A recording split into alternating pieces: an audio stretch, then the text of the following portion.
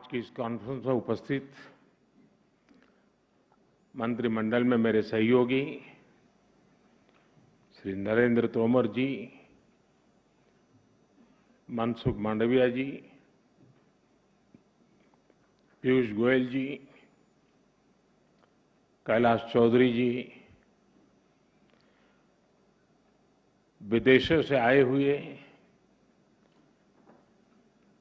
कुछ मंत्रीगण, Guyana, Maldives, Mauritius, Sri Lanka, Sudan, Suriname और गाम्बिया के सभी माननीय मंत्रीगण, दुनिया के विभिन्न हिस्सों से कृषि, पोषण और स्वास्थ्य के क्षेत्र में काम करने वाले वैज्ञानिक और एक्सपर्ट्स, विविध एफपीओज और स्टार्टअप्स के युवा साथी, देश के कोने कोने से जुड़े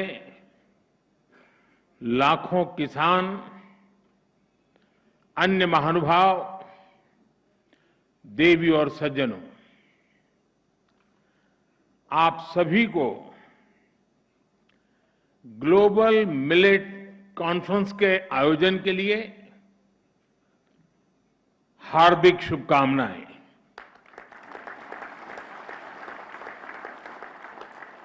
इस तरह के आयोजन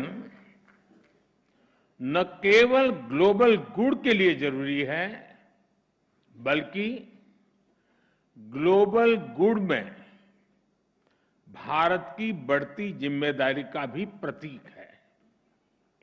साथियों, आप भी जानते हैं कि भारत के प्रस्ताव और प्रयासों के बाद ही संयुक्त राष्ट्र ने 2023 को इंटरनेशनल मिलेट ईयर घोषित किया है। जब हम इसे किसी संकल्प को आगे बढ़ाते हैं तो उसे सिद्धि तक पहुंचाने की जिम्मेदारी भी उतनी ही अहम होती है। मुझे खुशी है कि आज विश्व जब इंटरनेशनल मिलेट ईयर मना रहा है तो भारत इस अभियान की अगुवाई कर रहा है।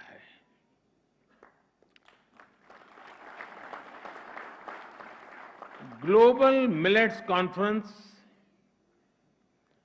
इसी दिशा का एक महत्वपूर्ण कदम है। इसमें मिलेट्स की खेती,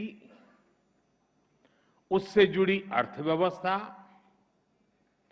हेल्थ पर उसके प्रभाव, किसानों की आय, ऐसे अनेक विषयों पर सभी विद्वान और अनुभवी लोग विचार विमर्श करने वाले हैं। इसमें ग्राम पंचायतें, कृषि केंद्र, स्कूल, कॉलेज और एग्रीकल्चर यूनिवर्सिटीज भी हमारे साथ शामिल है। इंडियन एम्बेसी से लेकर कई देश भी आज हमारे साथ जुड़े हैं। भारत के 75 लाख से ज्यादा किसान आज वर्चुअली हमारे साथ इस समारंभ में मौजूद है। ये भी इसके महात्म्य को दर्शाता है। मैं एक बार फिर आप सभी का हृदय से स्वागत करता हूं, अभिनंदन करता हूं। अभी यहां मिलेट्स पर स्मारक डाक टिकट और सिक्के का भी विमोचन किया गया है। यहां बुक ऑफ मिलेट स्टैंडर्ड्स को भी लॉन्च किया गया है और इसके साथ ही आईसीएआर के Indian institute of millets research को ग्लोबल सेंटर ऑफ एक्सीलेंस घोषित किया गया है। और यहां मंच पर आने से पहले मैं एग्जीबिशन देखने गया था।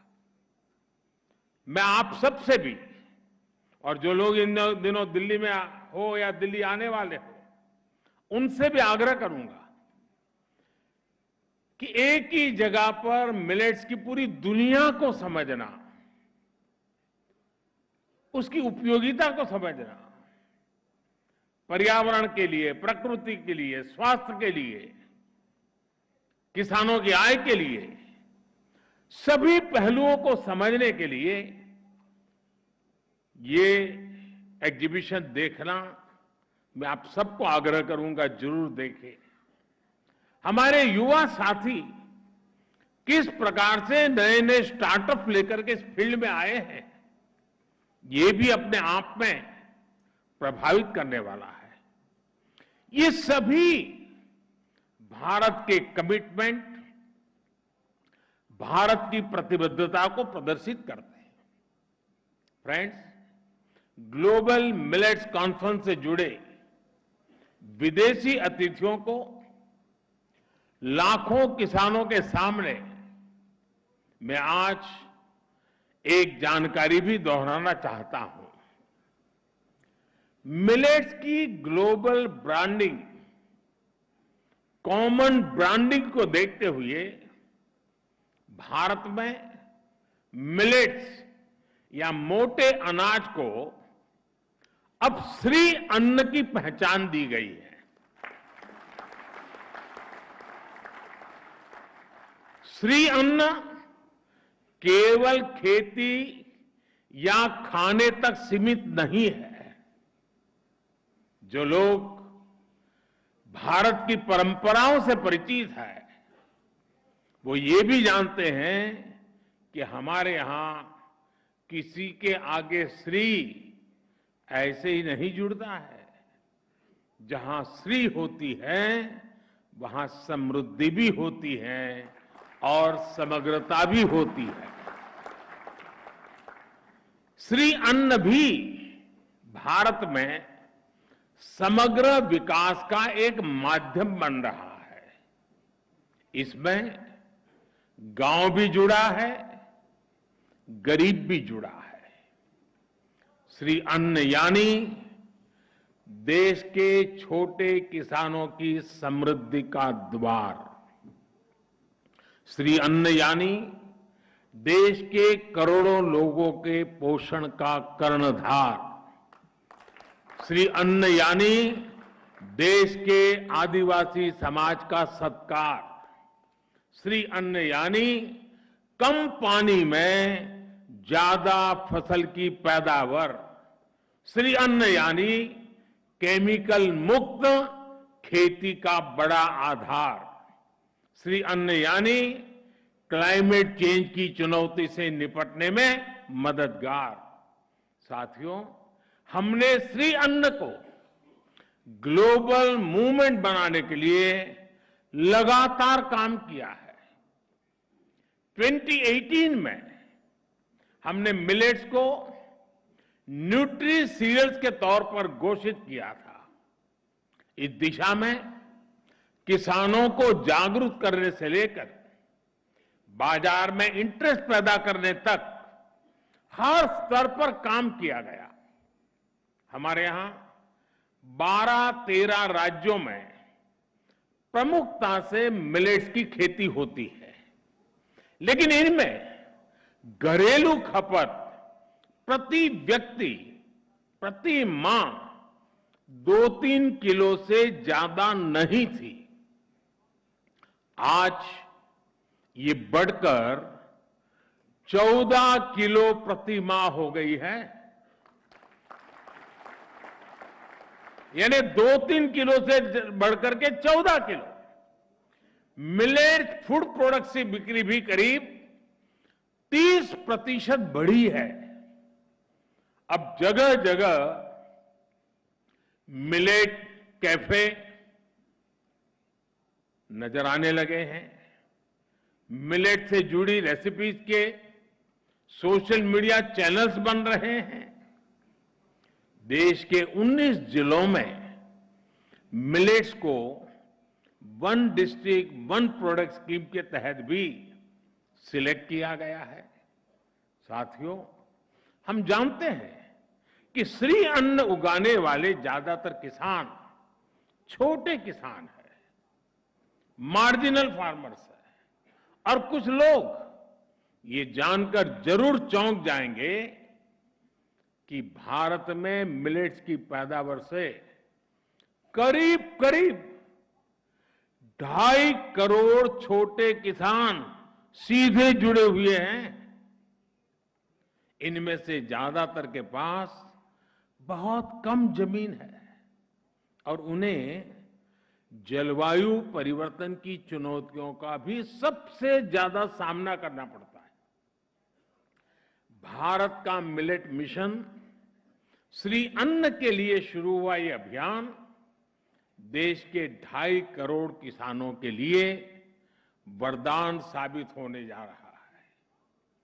आजादी के बाद पहली बार मिलेट्स पैदा करने वाले 2.5 करोड़ छोटे किसानों की किसी सरकार ने इतनी बड़ी मात्रा में सुध ली है। जब मिलेट श्री अन्न का मार्केट बढ़ेगा तो इन 2.5 करोड़ छोटे किसानों की आय बढ़ेगी। इससे ग्रामीण अर्थव्यवस्था को भी बहुत लाभ मिलेगा। प्रोसेस्ड और पैकेज फूड आइटम्स के जरिए मिलेट्स अब स्टोर्स और मार्केट तक पहुंच रहा है। पिछले कुछ वर्षों में ही देश में श्री अन्न पर काम करने वाले 500 से ज्यादा स्टार्टअप्स भी बने हैं। बड़ी संख्या में एफपीओज इस दिशा में आगे आ रहे हैं। स्वयं सहायता समूहों के जरिए महिलाएं भी मिलेट्स के उत्पाद बना रही है। गांव से निकलकर ये प्रोडक्ट्स मॉल और सुपर मार्केट तक पहुंच रहे हैं। यानी देश में एक पूरी सप्लाई चेन विकसित हो रही है। इससे युवाओं को रोजगार भी मिल रहा है और छोटे किसानों की भी बहुत बड़ी मदद हो रही है। साथियों, भारत इस समय G20 का प्रेसिडेंट भी है। भारत का मोटो है one earth, one family, one future. पूरे विश्व को एक परिवार मानने की यह भावना इंटरनेशनल मिलेट ईयर में भी झलकती है। विश्व के प्रति कर्तव्य भावना और मानवता की सेवा का संकल्प सदैव भारत के मन में रहा है।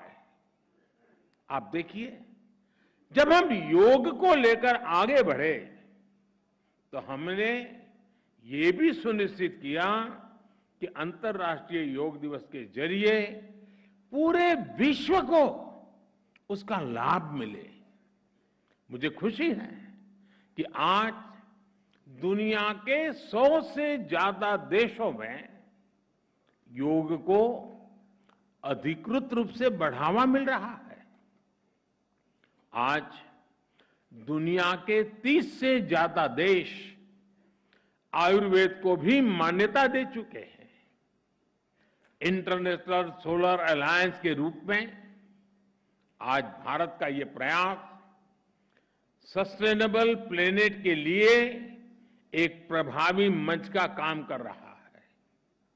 और ये भी भारत के लिए खुशी की बात है कि आयसा से भी 100 से ज्यादा देश जुड़ चुके हैं।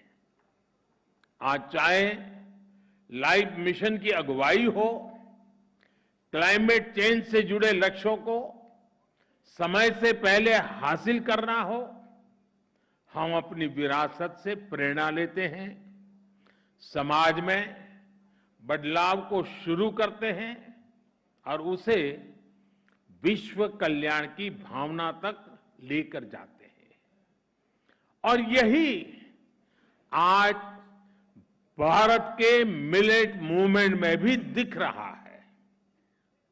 श्री अन्न सदियों से भारत में जीवन शैली का हिस्सा रहा है। अलग अलग क्षेत्रों में ज्वार, बाजरा, रागी, सामा, कांगनी, चीना, कोंदो, कुटकी, कुट्टू जैसे कितने ही श्री अन्न भारत में प्रचलन में है। हम श्री अन्न से जुड़ी अपनी कृषि पद्धतियों को, अपने अनुभवों को विश्व के साथ साझा करना चाहते हैं। हम विश्व के पास जो नया है, दूसरे देशों के पास विशेषताएं हैं, उसे भी सीखना चाहते हैं। सीखने का भी हमारा इरादा है। इसलिए जिन मित्र देशों के एग्रीकल्चर मिनिस्टर यहां उपस्थित हैं, मैं उनसे विशेष आग्रह है कि हम इस दिशा में एक स्टेबल मैकेनिज्म डेवलप करें। इस मैकेनिज्म से आगे चलकर फील्ड से लेकर मार्केट तक, एक देश से दूसरे देश तक एक नई सप्लाई चेन विकसित हो, ये हम सबकी साझा जिम्मेदारी है। साथियों, आज इस मंच पर मैं मिलेट्स की एक और ताकत पर जोर देना चाहता हूं। मिलेट्स की यह ताकत है इसका क्लाइमेट रेजिलिएंट होना।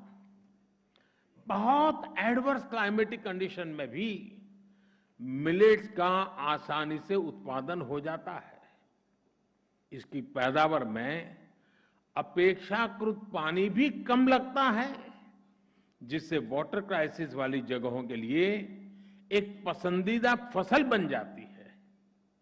आप सब जानकार लोग जानते हैं कि मिलेट्स की एक बड़ी खूबी यह है कि इसे केमिकल के बिना भी प्राकृतिक तरीके से उगाया जा सकता है। यानी मिलेट्स मानव और मिट्टी दोनों के स्वास्थ्य को सुरक्षित रखने की गारंटी देता है।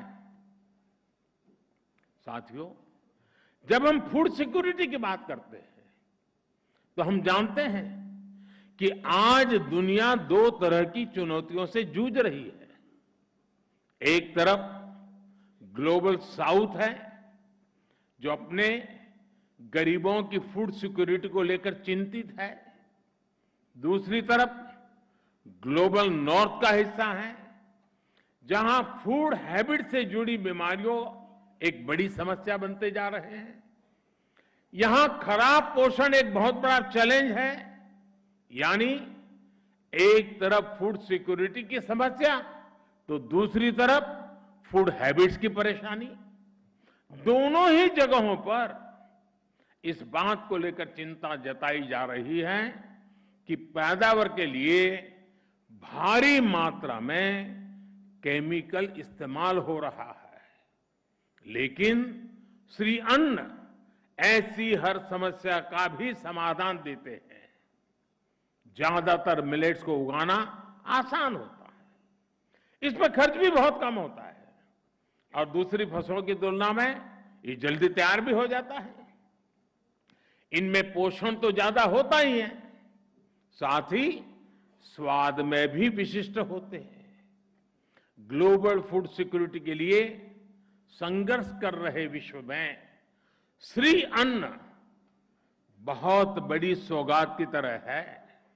इसी तरह श्री अन्न से फूड हैबिट्स की समस्या भी ठीक हो सकती है।